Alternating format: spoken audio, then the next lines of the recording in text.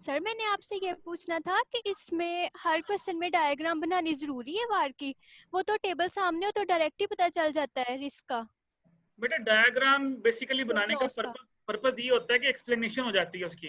तो जब आप टेबल बनाते हैं तो वैसे भी बता सकते हो, जुबानें भी बता सकते हो, लेकिन डायग्राम से ये होता है कि एक्सप्लेनेशन थोड़ी सी ज्यादा अच्छी हो जाती है। बना लें तो बेहतर है। वो कौन सा टाइम लगता है, सिर्फ पॉइंट्स ही आपने ड्रॉ करने बेटा। जी सर। हाँ, तो बना लें तो बेहतर है। ठीक है ओके सर। बेटा, स्टार्ट करते हैं दोबारा। तो लास्ट क्लास के अंदर बेटा हम लोगों ने अभी वॉर को कैलकुलेट करना सीखा, ईएसएफ को कैलकुलेट करना सीखा, सिंगल सिक्योरिटी के ऊपर, सिंगल प्रोजेक्ट के ऊपर, और उसके बाद हमने पोर्टफोलियो वॉर और पोर्टफोलियो ईएसएफ भी कैलकुलेट करना सीखा।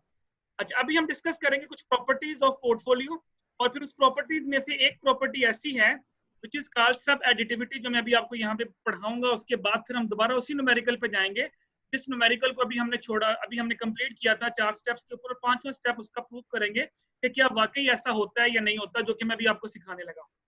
तो अभी हम बेटा टॉपिक डिस्कस करेंगे coherent risk measures. Coherent risk measure का मतलब बेटा ये होता है, करेक्टरिस्टिक्स ऑफ रिस्क कह लें इसको, प्रॉपर्टीज ऑफ रिस्क भी कह सकते हैं, रिस्क की कौन कौन से फीचर्स हैं, फीचर्स ऑफ रिस्क भी इसको कह सकते हैं। तो अब हम लोगों ने, मैं आपको 4 फीचर्स यहाँ पे बताऊंगा, वन बाय वन वो एक्सप्लेन करूंगा, आप लोगों को आइडिया हो जाएगा। उसके बाद इसमें जो सबसे लास्ट फीचर है सब एडिटिविटी वाला, वो मैं आपको एक्सप्लेन करूंगा उस न्यूमेरिकल के ऊपर जो अभी हमने सॉल्व किया था, कि क्या वाकई ये प्रॉपर्टी फुलफिल होती है या फुलफिल नहीं होती। ओके, उसने बोला जी मोनोटोनोसिटी फर्स्ट प्रॉपर्टी है बेटा, और रिस्क की मोनोटोनोसिटी। मोनोटोनोसिटी ये कहती है कि अगर बेटा आपके सामने दो पोर्टफोलियोज हैं, पोर्टफोलियो ए, पोर्टफोलियो बी, और से सुनिएगा, वेरी सिंपल प्रॉपर्टीज। एक पोर्टफोलियो ए है, एक पोर्टफोलियो बी है। पोर्टफोलियो ए बहुत बुरे रिजल्ट दे रहा है, वो आपको लॉस दिए जा रहा है, बहुत बुरा है। पोर्टफोलियो बी आपको अच्छे रिजल्ट दे रहा है। तो बताएं किसका रिस्क ज्यादा होगा, ए का या बी का?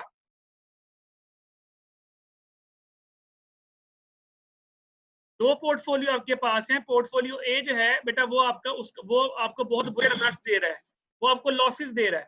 पोर्टफोलियो बी आपको बहुत अच्छा रिजल्ट दे रहा है। यानी पोर्टफोलियो, पहले बताएं पोर्टफोलियो का पता क्या होता है? जी सर, हमने सर थोड़ा सा पढ़ा हुआ इसका, उधर मैनेजमेंट में सर ने बताया था इसका। अच्छा अच्छा, पोर्टफोलियो का पहले मैं आपको बेटा थोड़ा सा पोर्टफोलियो के बारे में एक्सप्लेन करूं, उसके बाद फिर मैं आपको बताऊंगा, then you will understand better. Portfolio का मतलब बेटा ये होता है कि when you invest in more than one different securities, जब आप एक से ज्यादा मुख्तलिफ बिजनेसेस में पैसा लगाते हैं, एक से ज्यादा मुख्तलिफ सिक्योरिटीज में पैसा लगाते हैं, that is called portfolio. For example, आपने पेप्सी, कोक शेयर 3 कंपनियों में पैसा लगा दिया, तो ये आपका पोर्टफोलियो बन गया। इस तरह सतारा केमिकल वाले हैं, उन्होंने सतारा टेक्सटाइल में पैसा लगा दिया। सतारा टेक्सटाइल से उन्होंने अभी वो अजीज फातिमा हॉस्पिटल खरीद लिया। अजीज फातिमा हॉस्पिटल से अभी उन्होंने एक अभी कॉलेज बनाया आपका ये कनार रोड के ऊपर, अली फातिमा कॉलेज। तो ये देखिए, वो अपने बिजनेसेस को डाइवर्सिफाई करते जा रहे हैं। वो एक जगह पे पैसा इन्वेस्ट नहीं कर रहे, बल्कि मुख्तलिफ जगहों पे पैसा इन्वेस्ट कर रहे हैं। तो बेटा जब आप एक से ज्यादा मुख्तलिफ जगहों पे पैसा लगाओगे तो दैट इज कॉल्ड पोर्टफोलियो। पहले तो पोर्टफोलियो की डेफिनेशन आपने अंडरस्टैंड करनी है। अब मेरा क्वेश्चन ये है कि आप एक से जी ज्यादा सर। मुख्तलिफ बिजनेसेस में पैसा क्यों लगाते हैं? आप एक से ज्यादा मुख्तलिफ बिजनेसेस में पैसा क्यों लगाते हैं? क्या रीजन है पैसा लगाने की? सर अगर एक बिजनेस हमें ज्यादा अच्छा प्रॉफिट नहीं दे रहे, वहाँ पर लॉस हो रहा है, तो वो दूसरे बिजनेस में रिकवर हो जाएगा, अगर वो यानी आप उसकी अपने पोजीशन अच्छी है रिस्क वो। को डाइवर्सिफाई कर रहे हैं, बिल्कुल सही बोला। आप अपने रिस्क को जी क्या कर सर। रहे हो, डाइवर्सिफाई कर रहे हो। बेटा बड़ी मशहूर कोटेशन है कि do not put all the eggs in a single basket. कि कभी भी जी सर। सारे के सारे अंडे किसी एक बास्केट में मत डालो, क्योंकि अगर वो बास्केट गिरी तो सभी अंडे टूट सकते हैं। तो you have to put the eggs in different baskets. अगर एक बास्केट गिरेगी तो बाकी बास्केट में भी आपको प्रॉफिट दे जाए, वो बच जाए। इसी तरह अगर आपको एक बिजनेस लॉस दे रहा है तो मे पॉसिबल दूसरे बिजनेसेस आपको क्या दे जाए, प्रॉफिट दे जाए। तो अगर फॉर एग्जांपल आपके पास दो पोर्टफोलियो हैं, दो पोर्टफोलियो मीन एक पोर्टफोलियो ए है, एक पोर्टफोलियो बी है। ए पोर्टफोलियो में 5 मुख्तलिफ सिक्योरिटीज हैं, बी पोर्टफोलियो में भी 5 मुख्तलिफ सिक्योरिटीज हैं। अब पहली प्रॉपर्टी देखिएगा, मैं ये कह रहा हूँ कि जो पोर्टफोलियो ए है वो बुरा रिजल्ट दे रहा है, उसमें लॉसेज हो रहे हैं। पोर्टफोलियो बी आपको अच्छा रिजल्ट दे रहा है, तो बताएं रिस्क किसका ज्यादा होगा, ए का या बी का? एक पोर्टफोलियो आपको बुरे रिजल्ट दे रहा है, एक पोर्टफोलियो आपको सर अच्छा ए का रिजल्ट ही दे रहा है। ज्यादा होगा। एक सर एक का ए का ज्यादा ज्यादा रिस्क। होगा क्योंकि ये उसमें ज्यादा लॉसेस हैं। सिंपल सी बात है बेटा, जो बुरा रिजल्ट प्रोड्यूस करेगा डेफिनेटली उसका रिस्क भी ज्यादा होगा, क्योंकि उसमें मजीद बुरे होने के चांसेस होते हैं। जो अच्छा प्रोड्यूस कर रहा है उसमें तो रिस्क है ही नहीं, उसमें तो आपको प्रॉफिट मिल रहा है। तो बेटा रिस्क होता क्या है? Chance of loss. जब आपको चांस ऑफ लॉस जितना ज्यादा होता जाएगा उतना रिस्क बढ़ता जाएगा। अब पहली प्रॉपर्टी की जरा डेफिनेशन पढ़े, मैंने क्या लिखी हुई यहाँ पे। If one portfolio always produce a worse outcome than another, its risk measure should be higher. अगर एक पोर्टफोलियो दूसरे पोर्टफोलियो से बुरे रिजल्ट दे रहा है तो उसका रिस्क हमेशा ज्यादा होगा। अगर मैं कहता हूँ नहीं पोर्टफोलियो ए बुरा है, पोर्टफोलियो बी अच्छा है, तो आपने मुझे कहना है कि सर पोर्टफोलियो ए जो है उसका रिस्क ज्यादा है। This is called the first property which is called monotonicity. मुश्किल तो नहीं है? No sir. Okay, second property देखिए, translation in variance. Translation in variance कहते हैं, अब सुनिएगा पहले इसकी definition. For example, portfolio A में थी 3 सिक्योरिटीज, पोर्टफोलियो बी में भी है 3 सिक्योरिटीज। इसकी जरा लॉजिक समझिएगा। आपने पोर्टफोलियो ए के अंदर 5 सिक्योरिटीज और ऐड कर दी। अब पोर्टफोलियो ए में होगी 8 सिक्योरिटीज, पोर्टफोलियो बी में जबकि 3 सिक्योरिटीज ही हैं। अब मुझे बताएं किसका रिस्क कम होगा, ए का या बी का? बी का रिस्क। पोर्टफोलियो ए में भी 3 सिक्योरिटीज थी, पोर्टफोलियो बी में भी 3 सिक्योरिटीज थी। आपने पोर्टफोलियो ए में मजीद 5 सिक्योरिटीज मुख्तलिफ ऐड कर दी, उनकी बन गई 8 सिक्योरिटीज। जबकि ए में आपने कोई नया पैसा इन्वेस्ट नहीं किया, उसमें 3 सिक्योरिटीज ही हैं। तो बताएं किसका रिस्क कम होगा, ए का या बी का? बी का कम होगा। बी का होगा सर। जी अफसा बेटा? सर मेरे ख्याल से बी का ही कम होगा क्योंकि उसमें लेस सिक्योरिटीज हैं। तो पोर्टफोलियो मैंने अभी आपको सर क्या एक ही सर आपने बताया ना कि पोर्टफोलियो ये कि जब हम मोर देन 1 सिक्योरिटीज में इन्वेस्टमेंट करते हैं, तो मोर देन तो 1 सर का ए में आपने कहा है कि अगर हम पहले से 3 है और 5 और ऐड कर दें, तो सर अगर वहाँ पे मतलब हमें लॉस होना पोर्टफोलियो ए में ज्यादा सर ए की सिक्योरिटी में हमने ज्यादा इन्वेस्टमेंट की हुई है, तो सर हमारा बी में फिर कम वो होगा, रिस्क इन्वॉल्व होगा क्योंकि सर हमारी उसमें सिक्योरिटीज भी कम है। बेटा जितना ज्यादा आप अपनी चीजों को डाइवर्सिफाई करोगे उतना रिस्क आपका कम होता जाएगा। ये मैंने आपको छोटी सी लॉजिक बताई। यस। जितनी ज्यादा आप मुख्तलिफ जगहों पे जाओगे, अगर वहां पे 3 थे, 3 से आपने 8 कर दी, तो इसका मतलब है कि आपका रिस्क मजीद, उसका रिस्क 3 सिक्योरिटीज पे है, यहाँ पे रिस्क डिस्ट्रीब्यूट हो गया 8 सिक्योरिटी पे। वहां पे रिस्क था 3 सिक्योरिटीज पे, अब यहाँ पे रिस्क डिस्ट्रीब्यूट हो गया 8 पे। अगर 8 में से 1 लॉस देगी तो 7 बचा देंगी, वहां अगर 3 में से 1 लॉस देगी तो सिर्फ 2 बचाएंगी। तो कहाँ पे रिस्क कम होगा? सर ए पे कम होगा बेटा, कॉमन सेंस की बात है। लेकिन जितना, अब मैंने आपको स्टारा की एग्जांपल दी, अब स्टारा केमिकल से टेक्सटाइल में आया, टेक्सटाइल से वो हेल्थ में आया, हेल्थ से वो एजुकेशन में आ गया। अब वो अपने बिजनेस को बढ़ाते जा रहे हैं और मुख्तलिफ फील्ड्स में जाते जा रहे हैं कि अगर खुदा ना खास्ता सीमेंट अपनी टेक्सटाइल इंडस्ट्री लॉस देगी तो केमिकल फायदा दे देगा, केमिकल लॉस देगा तो एजुकेशन वाला बिजनेस फायदा दे देगा, एजुकेशन लॉस देगा तो हेल्थ वाला बिजनेस फायदा दे देगा। बेटा जितना ज्यादा आप अपने रिस्क को डाइवर्सिफाई करना चाहते हैं उतनी ज्यादा सिक्योरिटीज में पैसा लगाएं, मुख्तलिफ सिक्योरिटीज में पैसा लगाएं। तो जितनी मुख्तलिफ सिक्योरिटीज होंगी उतना ही रिस्क आपका उतना ही कम होता जाएगा। अब फॉर एग्जाम्पल मैं छोटी सी एग्जाम्पल और देता हूँ। एक पर्सन ए है, उसने पेप्सी, कोक और नेस्ले, सुनिएगा, पेप्सी, कोक और नेस्ले, ये पोर्टफोलियो ए है। एक पर्सन बी है, उसने नेशनल बैंक, पेप्सी और चले सितारा केमिकल, तीनों में पैसा लगाया। अब मुझे बताएं ए का रिस्क ज्यादा है या बी का रिस्क ज्यादा है? पेप्सी, कोक, ए का रिस्क सर ए का रिस्क ज्यादा है। क्यों ज्यादा है? हालांकि दोनों पोर्टफोलियो हैं सर क्योंकि बी में वो डाइवर्सिफाई हो गया ना उसका। बी के अंदर दोनों में ही डाइवर्सिफाई हुआ है, रिस्क दोनों में डाइवर्सिफाई हुआ है। लेकिन सर उसमें ड्रिंक्स ही हैं सारी ना। यस हाँ, अगर ड्रिंकिंग इंडस्ट्री पे फ्लॉप आया तो तीनों कंपनी इकट्ठा लॉस देना शुरू कर देंगी आपको। That's the concept of portfolio. Portfolio ये कहता है कि आप एक से ज्यादा मुख्तलिफ सिक्योरिटीज में पैसा लगाओ। जितनी आप मुख्तलिफ सिक्योरिटीज करते जाओगे आपका रिस्क ऑटोमेटिकली रिड्यूस होता जाएगा। This is the concept of portfolio. वरना पोर्टफोलियो बना लेते हैं, जिस तरह पेप्सी, कोक, नेस्ले पोर्टफोलियो बन गया, but the problem is that कि अगर ड्रिंकिंग इंडस्ट्री पे फ्लॉप आया तो ये तीनों ने इकट्ठा लॉस देना है, बूम आया तो तीनों आपको प्रॉफिट देंगी, तो ये रिस्की है। जबकि दूसरी साइड के ऊपर आपके सेक्टर डिफरेंट है, एक ड्रिंकिंग सेक्टर है, एक बैंकिंग सेक्टर है, एक आपका टेक्सटाइल सेक्टर है। तो बेटा अगर एक सेक्टर डूबेगा तो बाकी 2 बचा देंगे। इसलिए कोशिश कर, अब देखो बेटा ट्रांसलेशन इन वेरिएंस। अब उसने बोला कि अगर आप किसी पोर्टफोलियो के अंदर मजीद सिक्योरिटीज ऐड करेंगे तो जिस पोर्टफोलियो में आप सिक्योरिटीज ऐड करेंगे उसका रिस्क क्या हो जाएगा? रिड्यूस हो जाएगा। देखिए लिखा है, if we add an amount of cash to a portfolio its risk measure should be go down। Sir वो फातिमा के मैसेज आ रहे हैं कि मुझे ऐड कर ले, उसको ऐड नहीं किया आपने? कर लिया बेटा एडमिट मैंने, मैं 2-3 दफा कर चुका हूँ, मेरे ख्याल डिस्कनेक्ट हो रही है बार बार, हो गई है। फातिमा शो तो नहीं हो रही है अभी भी मेरे पास, ठहरे 1 मिनट में चेक करता हूँ।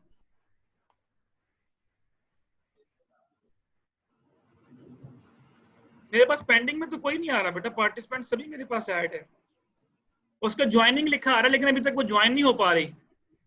आई थिंक उनके कोई नेट का इशू है। सर फिर उसका इंटरनेट का मसला होगा। हाँ वही ना कि उनका नेट का इशू है, ज्वाइनिंग लिखा आ रहा है लेकिन वो ज्वाइनिंग हो नहीं रही उनकी ना, वो मतलब मैं यहाँ से एडमिट कर रहा हूँ उनको बार बार, वो दोबारा मेरे ख्याल हो गया, शायद डिस्कनेक्ट हो गया, होगी मेरे ख्याल ऐड होगी, आ गई।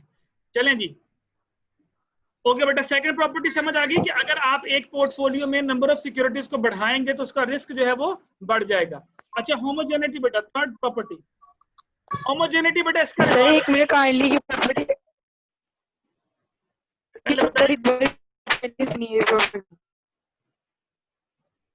प्रॉपर्टीज बेटा मैं बता रहा हूँ पोर्टफोलियो की। पोर्टफोलियो का मतलब होता है कि जब आप एक से ज्यादा मुख्तलिफ सिक्योरिटीज में पैसा लगाते हैं तो उसको पोर्टफोलियो बोलते हैं। पहली प्रॉपर्टी हमने पढ़ी है मोनोटोनिसिटी। मोनोटोनिसिटी प्रॉपर्टी बेटा मैंने ये बताई है कि अगर आप दो पोर्टफोलियो आपके पास हैं, अगर एक पोर्टफोलियो आपको लॉस दे रहा है और एक पोर्टफोलियो आपको प्रॉफिट दे रहा है, तो जो पोर्टफोलियो आपको लॉस दे रहा है उसका रिस्क हमेशा ज्यादा होगा। और ये कॉमन सेंस की बात है कि ऐसे ही होता है कि अगर आपके पास दो पोर्टफोलियोज हैं और एक पोर्टफोलियो आपको प्रॉफिट दे रहा है, एक आपको लॉस दे रहा है, तो जो पोर्टफोलियो आपको लॉस दे रहा है बेटा वो उसका जो रिस्क है वो हमेशा ज्यादा होगा। सेकंड प्रॉपर्टी थी ट्रांसलेशन इनवेरिएंस। उसमें बेटा मैंने ये बताया है कि अगर आपके पास एक पोर्टफोलियो ए है, एक पोर्टफोलियो बी है, ए पोर्टफोलियो में भी 3 सिक्योरिटीज हैं, बी पोर्टफोलियो में भी 3 सिक्योरिटीज हैं, आपने पोर्टफोलियो ए में 5 सिक्योरिटीज मजीद ऐड कर दी, तो जितनी आप नंबर ऑफ सिक्योरिटीज बढ़ाते जाएंगे उस पोर्टफोलियो का रिस्क उतना ही कम होता जाएगा। क्यों? क्योंकि उतना ज्यादा डाइवर्सिफाई होता जाएगा। तो ट्रांसलेशन इनवेरिएंस ये कहता है कि जब आप किसी पोर्टफोलियो के अंदर नंबर ऑफ सिक्योरिटीज को इंक्रीज करेंगे तो उसका जो रिस्क है ओवरऑल वो रिड्यूस हो जाएगा। This is called translation invariance. ये दो बेटा प्रॉपर्टीज मैंने बताई थी, तीसरी भी बताने लगा था। होमोजेनिटी बेटा इसका रिवर्स है।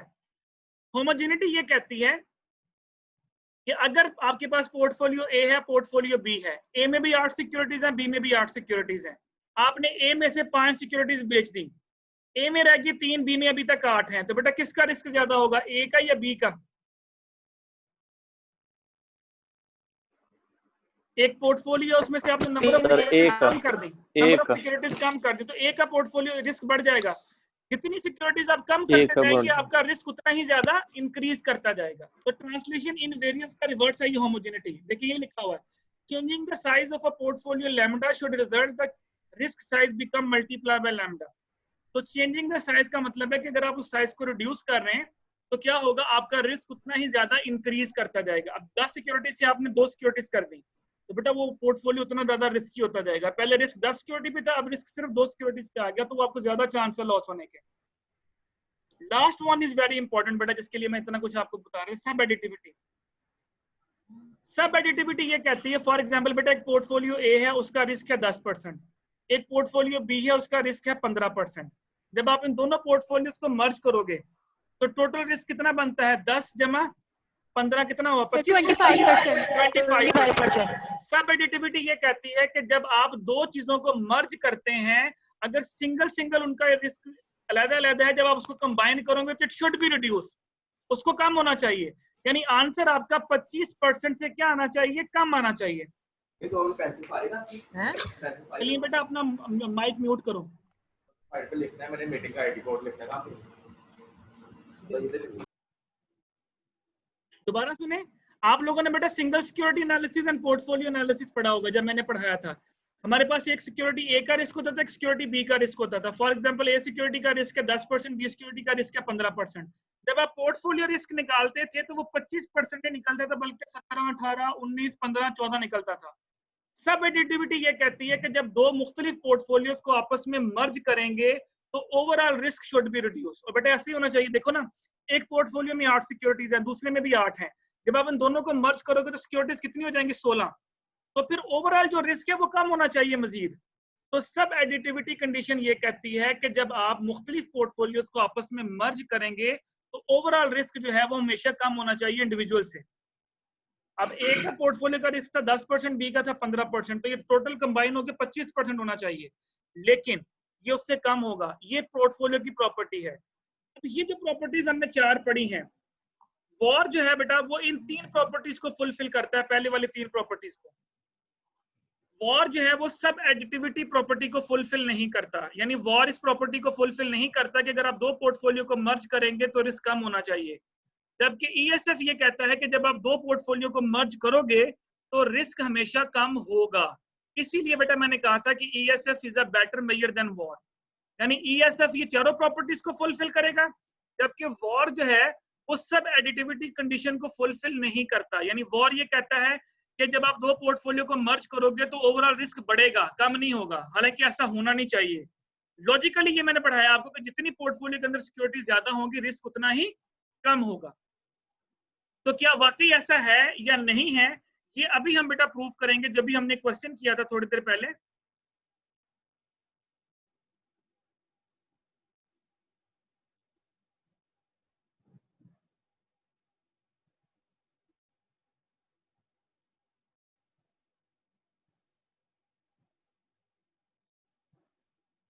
अभी हमने एक न्यूमेरिकल किया था 98% और 2% के ऊपर, तो आपने मुख्तलिफ आंसर्स निकाले थे। अभी ये देखिए, ये मैंने अभी ओपन किया, ये आप लोगों को शेयर हो रहा है? यस सर हो रहा है। जी बताइए, आपको नजर आ रहा है वॉर और ईएसएफ? ये नजर आ रहा है ना आप लोगों को? ये हमने अभी जी सर। जी बताइए, हम लोगों ने अभी 4 पार्ट्स किए थे। अब हम ये प्रूव करते हैं सब एडिटिविटी। सब एडिटिविटी ये कहता था कि अगर आप 2 पोर्टफोलियो के रिस्क को मर्ज करोगे तो ओवरऑल रिस्क जो है वो रिड्यूस होना चाहिए, जबकि वॉर इस प्रॉपर्टी को फुलफिल नहीं करता। तो इसको अभी हम प्रूव करेंगे कि वाकई ऐसा है या नहीं है। ओके बेटा, अब इसको प्रूव करने के लिए ये देखिए, मैं साथ भी आपको यहाँ पे देखता हूँ। अब आप लोगों ने इसको बेटा जरा गौर से देखना है, जो मैं साथ साथ करूंगा। ओके, एक बेटा सिक्योरिटी का रिस्क है 1 मिलियन। आपके पास सिक्योरिटी का रिस्क कितना है? अब मैं वॉर करने लगा हूं। पहले बेटा ये देखिए, सबसे पहले आप ये वॉर देखिए सिंगल प्रोजेक्ट का। सिंगल प्रोजेक्ट का आपने वॉर निकाला 1 मिलियन। पहले वॉर को करते हैं, उसके बाद ईएसएफ को करेंगे। एक बेटा सिक्योरिटी का आपने वॉर निकाला 1 मिलियन, और अगर मैंने बोला कि 2 सिक्योरिटीज कर दी जाए, यानी 2 कर दी जाए, तो 1 + 1, तो मैक्सिमम बेटा रिस्क कितना होना चाहिए? 2 मिलियन का होना चाहिए ना लॉजिकली। इस तरह मैंने बोला था प्रोजेक्ट ए 10% है, प्रोजेक्ट बी 15% है, जब दोनों को प्लस करूंगा तो टोटल रिस्क कितना होना चाहिए? 25%। तो मैक्सिमम 25% होना चाहिए लेकिन क्योंकि जब हम मर्ज करेंगे तो रिस्क कम होना चाहिए, यहाँ पे मैक्सिमम रिस्क कितना होना चाहिए? 2 मिलियन। अब आप देखिए नीचे, आपने जब पोर्टफोलियो में दोनों को मर्ज किया तो आपका जो वॉर निकला वो कितना निकला था? पोर्टफोलियो वॉर वो कितना निकला बेटा? 2 मिलियन। 2 मिलियन निकला यहाँ पे। 2 मिलियन। इट मींस दैट कि इसने रिस्क को रिड्यूस नहीं किया। इट मींस कि ये मैक्सिमम रिस्क ले रहा है। यहाँ पे एक बात तो ये समझ आ गई कि इसने रिस्क को रिड्यूस नहीं किया, जो हमने भी बोला था कि जब आप 2 सिक्योरिटी को मर्ज करेंगे तो रिस्क कम होना चाहिए। इट मीन इसने रिस्क को कम नहीं किया। इसी तरह आप ईएसएफ को देखते हैं। आपने सिंगल सिक्योरिटी का ईएसएफ बेटा कितना निकाला? देखें जरा, आपने सिंगल सिक्योरिटी का ईएसएफ निकाला था 4.6 मिलियन। 4.6 मिलियन। 4.6 + 4.6 कितना बना? जरा 2 सिक्योरिटी से करूं तो कितना होना चाहिए? 9.2 सर। 9.2 मिलियन आया। 9.2 मिलियन। इट मींस दैट बेटा अगर आप ओवरऑल पोर्टफोलियो में जाके देखें तो आपके पास आंसर कितना आ रहा है? वहां में भी आपका 9.2 मिलियन आ रहा है। बेसिकली इसके अंदर अगर आप देखें तो हम जी, इसके अंदर अगर आप देखें तो वॉर और ईएसएफ जो है वो दोनों ही सब एडिटिविटी कंडीशंस को फुलफिल नहीं कर रहे। वॉर और ईएसएफ इस क्वेश्चन के अंदर दोनों जो है वो सब एडिटिविटी कंडीशंस को फुलफिल नहीं कर रहे। अगर आपका आंसर यहाँ पे पोर्टफोलियो जब हम निकालते ईएसएफ, यहाँ पे आंसर जो है वो आपका 9.2 से कम निकलता, यानी 6 पॉइंट समथिंग निकलता, तो हमने कहना था कि वॉर फुलफिल नहीं कर रहा, जबकि ईएसएफ जो है वो इसको फुलफिल कर रहा है। अब हम करेंगे क्या? ओके, अब यहाँ पे हम क्या लिखेंगे? हम यहाँ पे ये लिखेंगे कि both does not fulfil the sub additivity conditions. ना ए फुलफिल कर रहा है ना बी फुलफिल कर रहा है इस क्वेश्चन के अंदर, जो हमने अज्यूम किया था, क्योंकि ये मैंने अज्यूम्ड क्वेश्चन दिया था आपको, ये मैंने कोई फिगर्स अपनी तरफ से आपको अज्यूम करके दी थी। अब हम एक प्रॉपर क्वेश्चन करेंगे बुक में से और देखेंगे कि वाकई ही वॉर और ईएसएफ इन कंडीशंस को फुलफिल करता है या नहीं करता। ये जो मैंने प्लस करके चेक किया, ये चेक सर आपने 9.2 मिलियन को कंपेयर किया है, सर ये आपने किसके साथ कंपेयर किया है? 11 मिलियन के साथ? समझ नहीं बेटा, नहीं ये बेटा ये देखें, आपने सिंगल प्रोजेक्ट का वॉर निकाला था 1 मिलियन, ये जो मैंने हाईलाइट किया हुआ था, ठीक है। तो दो सिक्योरिटीज का कितना बनेगा? 1 + 1 2 मिलियन। तो जब हमने पोर्टफोलियो, आप देखिए अब आपने जब पोर्टफोलियो वॉर निकाला, ये नीचे चेक करें, ये निकाला नहीं यहाँ पोर्टफोलियो वॉर, वो भी 2 मिलियन। इसी तरह ESF सिंगल का निकाला आपने 4.6, जब दो का निकालेंगे तो वो 9.2, तो यहाँ पे भी 9.2 निकला। ये तो बाई चांस मैच कर गया, हालांकि ये मैच करेगा नहीं क्योंकि मैंने तो डाटा आपको ज्यूम दिया था, अज्यूम्ड डाटा था, इस वजह से ये मैच कर गया। यहाँ पे हम ये लिखेंगे कि both does not fulfil the condition, ना वॉर सेटिस्फाई कर रहा है ना आपका ESF सेटिस्फाई कर रहा है। आप लोग अभी क्या करेंगे, जो आपका करने वाला काम है वो आप ये करेंगे अभी,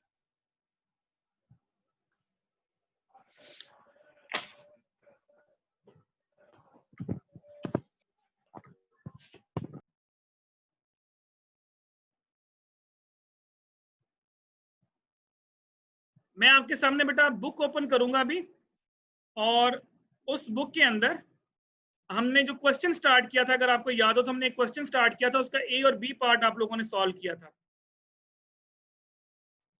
12-5 आपकी प्रॉब्लम थी। मैं ओपन करता हूं, उस क्वेश्चन को अभी आप सॉल्व करेंगे। ये चारों parts A B C D जो मैंने अभी आपको सॉल्व करके दिए, अभी आप उसको सॉल्व करेंगे 1 by 1 और मुझे आंसर्स बताएंगे, और फिर हम इस कंडीशन को देखेंगे कि ये कंडीशन वहां पे फुलफिल होती है या नहीं होती, सब एडिटिविटी वाली। तो पहले आप मुझे उसके आंसर्स निकाल के देंगे अभी, और ये सभी स्टूडेंट्स बेटा करेंगे अभी।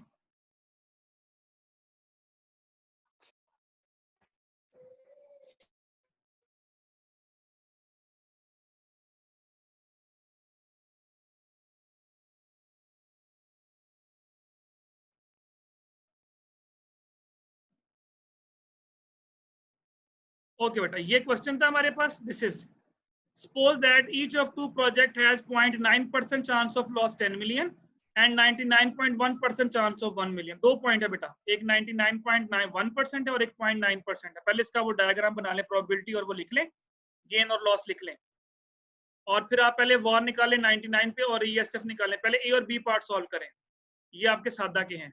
उसके बाद C और D पोर्टफोलियो वाला होगा। बनाए जरा इसकी, ये हम क्वेश्चन लास्ट टाइम स्टार्ट किया था हम लोगों ने, अगर आपको याद हो तो मैंने यहाँ से सिर्फ आपको वॉर कैलकुलेट करना सिखाया था। निकालें बेटा, सभी लोग करें इसको solve and tell me the answer.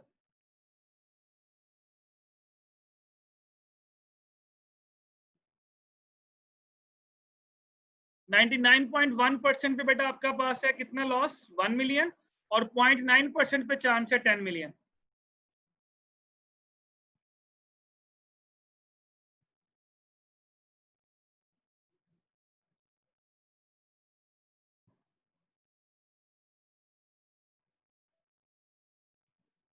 आवाज आ रही है मेरी? जी सर, सर ये 99% पे वार 1 मिलियन ही होगा। 90 कहाँ पे? चले अभी आप करें, बाकी लोग 99% पे। इस ESF भी निकालो बेटा। जी सर। ESF भी निकालो, ये मैं डाटा साथ साथ लिख भी रहा हूँ।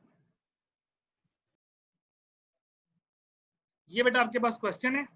अब आपने सबसे पहले मुझे बताना है वॉर 99% पे,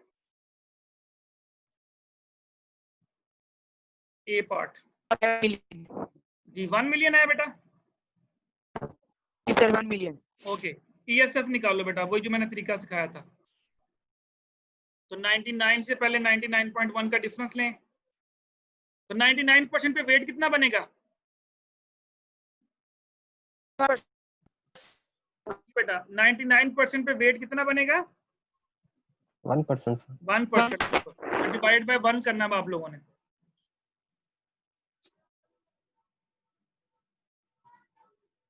तो 99 से बेटा 99.1 पहला पॉइंट बनेगा 0.01, ऐसे ही है।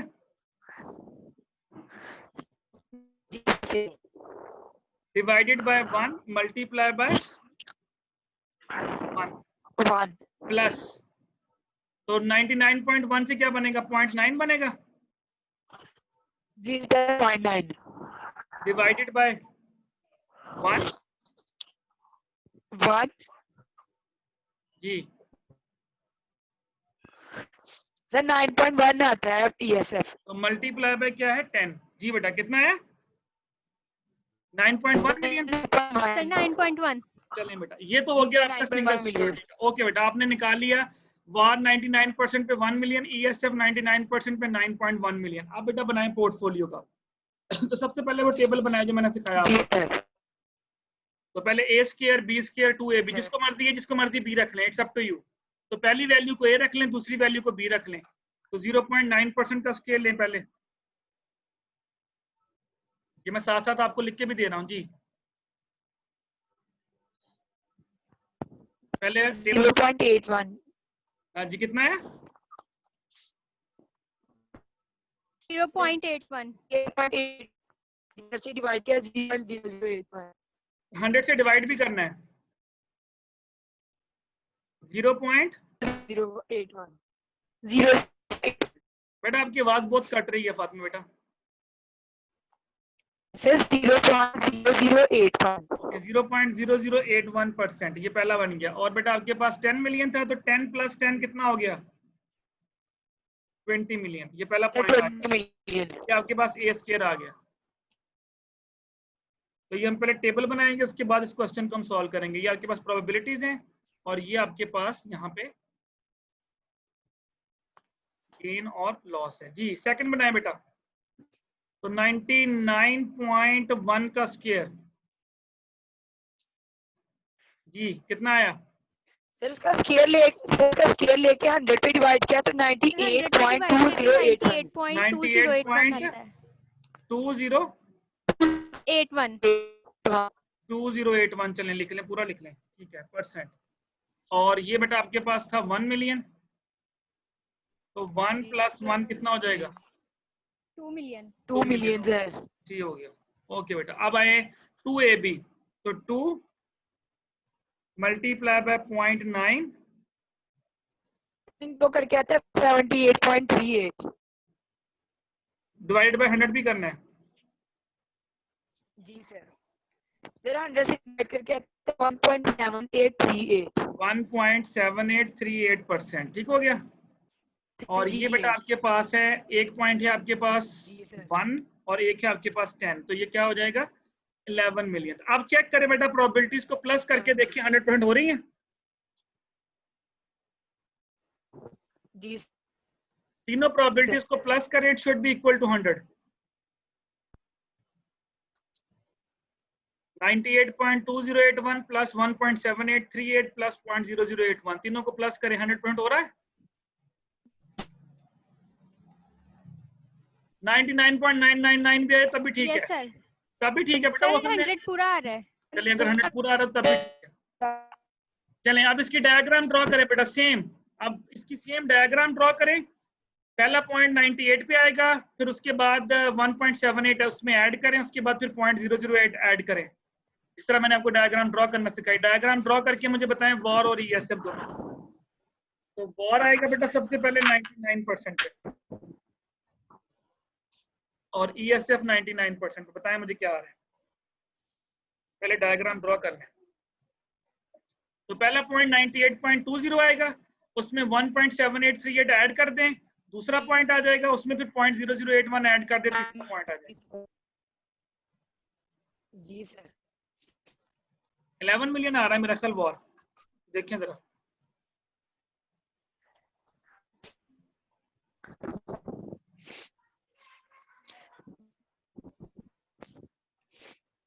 सर वो और हमने 99% पे निकालना बेटा, 99 ही चल रहा है आपका।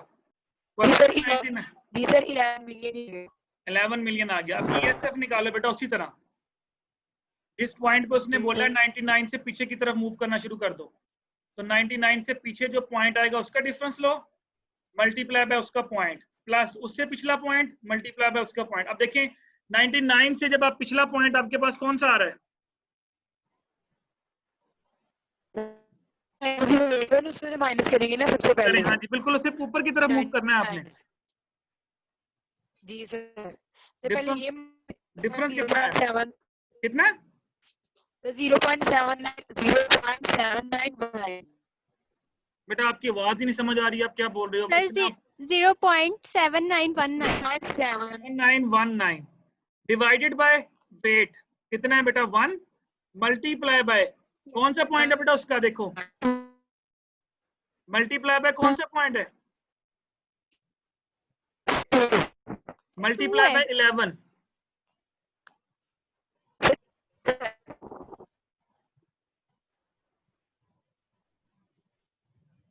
बेटा अब आपका जो 99% के ऊपर जो आपका पॉइंट है ना उससे जो नीचे वाला पॉइंट है उसको नहीं देखना आपने पीछे की तरफ मूव करना है 98 वाला पॉइंट निकल गया 99 उसके ऊपर आएगा उससे पीछे की तरफ जाएं प्लस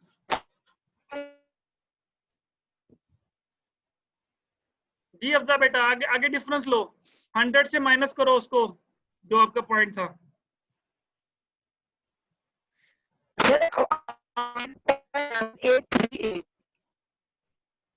फातिमा बेटा आप ना बोलें आपकी कोई समझ नहीं आ रही आपकी आवाज बहुत ज्यादा डिस्टॉर्शन हो रही है या तो अपना माइक ठीक करें ओके सर माइक अपना ठीक करो पहले बेटा फिर बोलें कुछ समझ नहीं आ रही आप क्या बोल रहे हो जी सर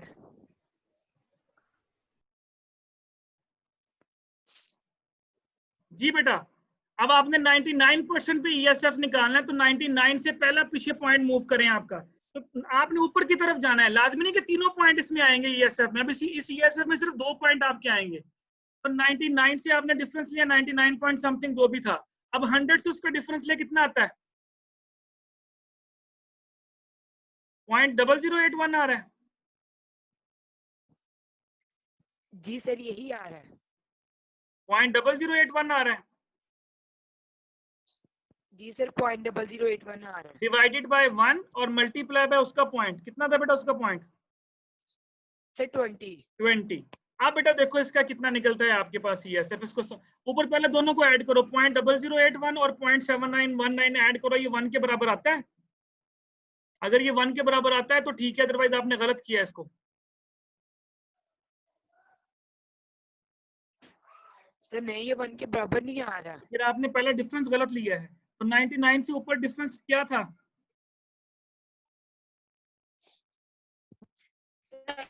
सबसे पहले 98.20 माइनस किया है तो 0.7919 आया है बेटा 9 आप 1 मिनट ठहरो बेटा सिंपल सी बात है आपने जब 98.2081 में आपने ऐड किया था प्लस 1.7838 तो आपके पास 99.99 आया था ऐसे ही है जी सर 99.99 अच्छा अब 99.99 में से आपने माइनस करना था 99 को पहला पॉइंट आपका यहां से स्टार्ट हो रहा है 99 से नीचे ही 99 होगा ना 99.99 से नीचे ही 99 होगा ना इसमें से आपने जी माइनस सर, करना था जी सर। 999919 आ रहा है 0.99 हाँ तो ये 0.9 हाँ तो यही मैं कह रहा हूँ 19 आ रहा है अच्छा अब उसके बाद आपने क्या डिलीट करना था जो आपके पास पॉइंट आया था 99 पॉइंट इसमें से आप माइनस कर दो 100 में से इसको माइनस कर दो तो वो 0.0081 वही आ रहा था जो आपके पास आ रहा था ये अब इन दोनों को जरा प्लस करो 1 आ रहा है अब 1 आ रहा है ना अब तो बेटा ESF आपने वहां से कैलकुलेट करना शुरू करना है जिस जी पॉइंट सर को अब उसने 1 बोला आ गया है आ गया ना 1 अब इसका बताओ कितना आया आंसर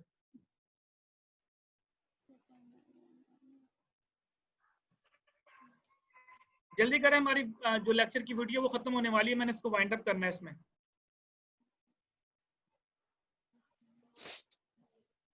बेटा बाकी क्लास सारी सो रही है सिर्फ इन दोनों ने करना है सर इनको ऐड करके आता है 12.5309 आता है 11.53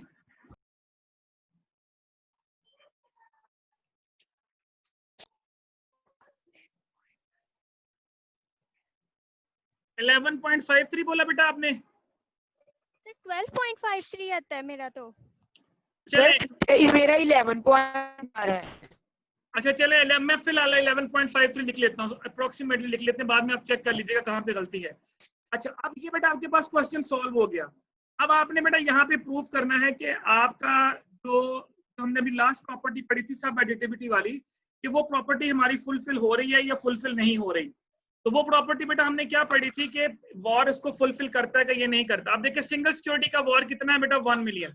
अब ये मैं नीचे करने लगा हूं, अब हम प्रूफ करते हैं कि ऐसा है या नहीं है। 1 + 1 तो बेटा मैक्सिमम कितना होना चाहिए वॉर आपका 2 मिलियन। 2 मिलियन होना चाहिए। तो देखिए अगर आपने जो पोर्टफोलियो का निकाला वो कितना आया है, पोर्टफोलियो का वॉर कितना आया, 1 मिलियन 11 मिलियन आया बेटा आपके पोर्टफोलियो 11 का। मिलियन। सर उसका 11 मिलियन आया था 99% मतलब दो पे। सिक्योरिटीज को ऐड करने के बाद हमने ये पढ़ा था वॉर ने क्या किया, दो सिक्योरिटीज को ऐड करने के बाद रिस्क और बढ़ा दिया। तो सिंगल वॉर था 1 मिलियन, जब दो सिक्योरिटीज बनाई तो वो 11 मिलियन हो गया। इसी तरह ईएसएफ चेक करो। अब ईएसएफ बेटा 99% के ऊपर हमारा सिंगल का कितना है देखो, पहले सिंगल का है 9.1 मिलियन आपने निकाला, तो दो अगर ऐड करेंगे तो 9.1 कितना हो गया, 18.2 होना चाहिए।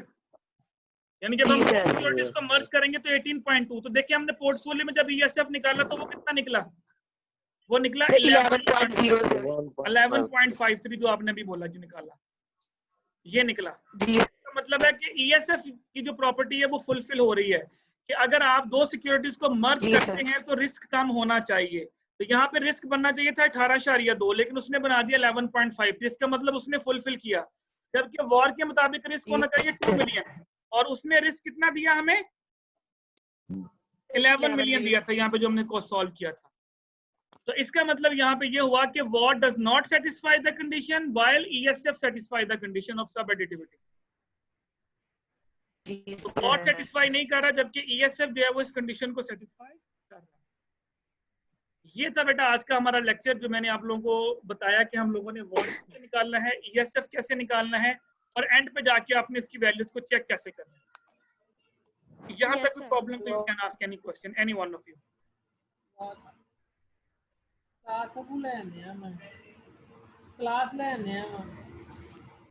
तो बेटा माइक बंद करके ले लें क्लास, कोई बात नहीं। कलीम साहब जी बेटा, एनीवन एनी कंफ्यूजन?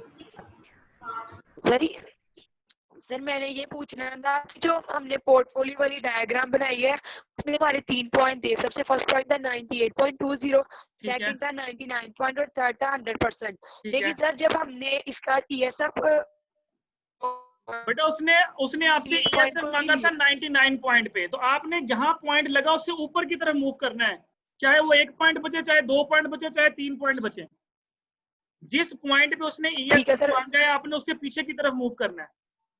हाँ अगर मैं कहता कि ईएसएफ निकाल, अगर मैं कहता ईएसएफ निकालो 95% पे, तो फिर देखो वो 98 से नीचे आना था, तो आपका 98 वाला पॉइंट भी आना था, 99 वाला भी आना था, 100 वाला भी आना था। जी सर ठीक है। चलें बेटा ये तो सॉल्व करते हैं फिर आज की क्लास। आप लोगों ने नेक्स्ट